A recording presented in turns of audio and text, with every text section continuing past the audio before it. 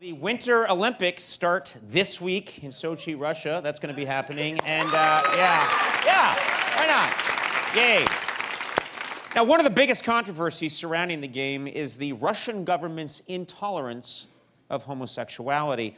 Last month, the mayor of Sochi even said there were no gay people in his town. Now, I find it odd that there's so much homophobia there, especially when you learn the names that Russians have for the Olympic events.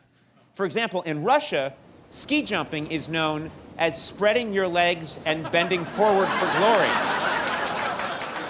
The two-man luge translates to man going down on another man. What we call speed skating is known in Russia as catch the leader's butt.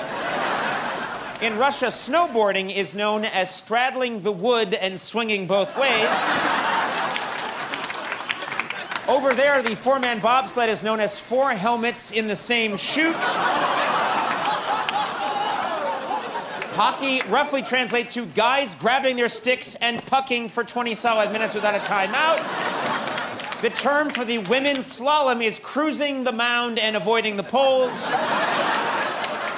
Cross-country skiing is known as swishing, and the biathlon is known as swishing, then shooting your load.